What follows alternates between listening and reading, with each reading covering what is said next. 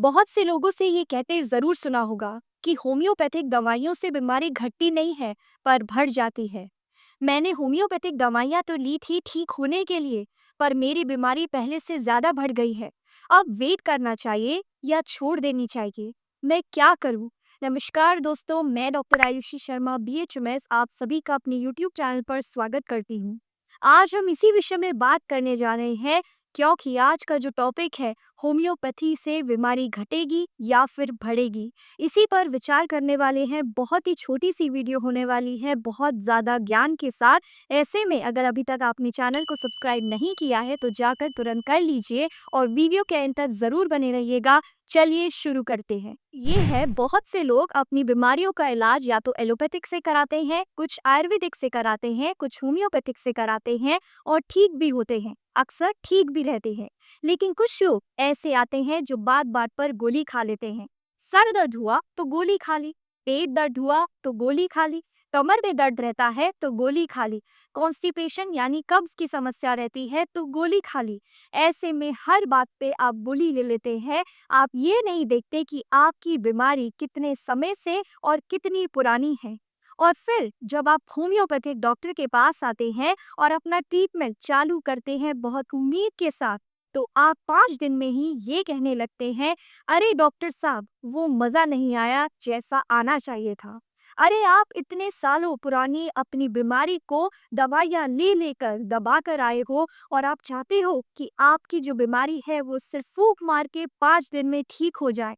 तो ऐसा तो नहीं होता, क्योंकि होम्योपैथी अंदर काम करती है, रूट कॉज पे काम करती है, जड़ पे काम करती है।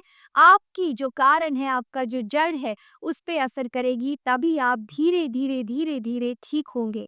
होम्योपैथी एक ऐसी प्राकृतिक चिकित्सा पद्धति है जो लाइक क्योर लाइक पर डिपेंड करती है, यानी कि जो चीज बीमारी को पैदा करती है उसी का सूक्ष्म रूप बीमारी को ठीक भी करता है।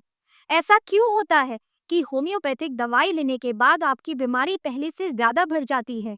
आपने तो होम्योपैथिक ट्रीटमेंट एक लास्ट होप लेकर चूज किया था, लेकिन जैसे ही आप होम्योपैथिक ट्रीटमेंट लेते हैं आपकी बीमारी तो पहले से ज्यादा बढ़ जाती है। ये होता है होम्योपैथिक एग्रावेशन, यानी कि ये गुड इंडिकेशन है होम्योपैथिक डॉक्टर के लिए और इनडायरेक्टली पेशेंट्स के लिए। जैसे कि मैंने आपको पहले बताया कि आप इतनी सारी गोलियां खाकर आओगे, अपनी बीमारी को दबाकर आओगे, और होम्योपैथिक ट्रीटमेंट तो जड़ पे असर करता है। यही कारण है कि आपकी बीमारी उभर के बाहर आ जाती है। लेकिन जैसे ही उभर के बाहर आती है, इसी बीच में पेशेंट डर जाता है अपने सिम्टम्स उभरता देख, क्योंकि वो ऑलरेडी परेशान है। वो ऑलरेडी एक लास्ट होप सोचकर गया था होम्योपैथी के पास, और ऐसे में आप उसे नहीं बताते हैं। यहाँ आपकी गलती है। आपको उसे कंफर्टेबल करना चाहिए कि आपको परेशानी का सामना हो सकता है, आपके सिम्टम्स आपको कुछ उभर सकते हैं, तो ऐसे में आप घबराइए मत।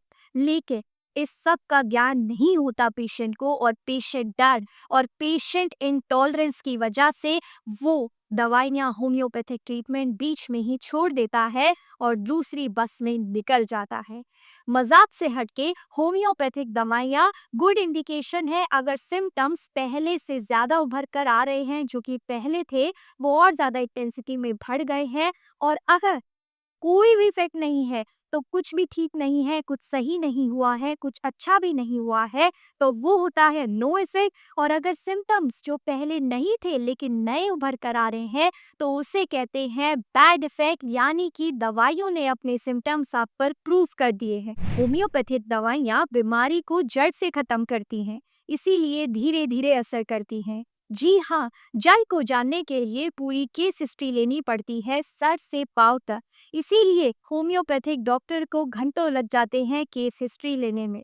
और ऐसे में अगर आप एलोपैथिक गोलियां बहुत टाइम से लेकर आ रहे हो और अपनी जो बीमारी है उसे दबाकर हमारे पास आते हो, तो धीरे धीरे तो असर करेगी ही, क्योंकि आपकी जो बीमारी है वो ऑलरेडी दबी हुई है। अब उसको बाहर खींच कर निकालना है, आपको उस बीमारी से फ्री करना है, तो ऐसे में टाइम तो लगेगा ही।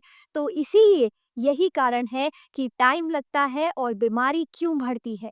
आई होप आपका डाउट क्लियर हुआ होगा। इसीलिए अगर आपको कोई भी प्रॉब्लम है अपनी बीमारी से रिलेटेड या आपको कोई भी परेशानी अपने आप से रिलेटेड, आप बहुत धक्के खा चुके हैं, तो आप मुझसे कंसल्ट कर सकते हैं। इस व्हाट्सएप नंबर पर आप अपना जो भी कंप्लेन है आप पूछ सकते हैं। और नेक्स्ट वीडियो तक के लिए स्वस्थ रहिए, खुश रहिए। चैनल को अगर अभी तक सब्सक्राइब नहीं किया है तो जाकर कर दीजिए। धन्यवाद।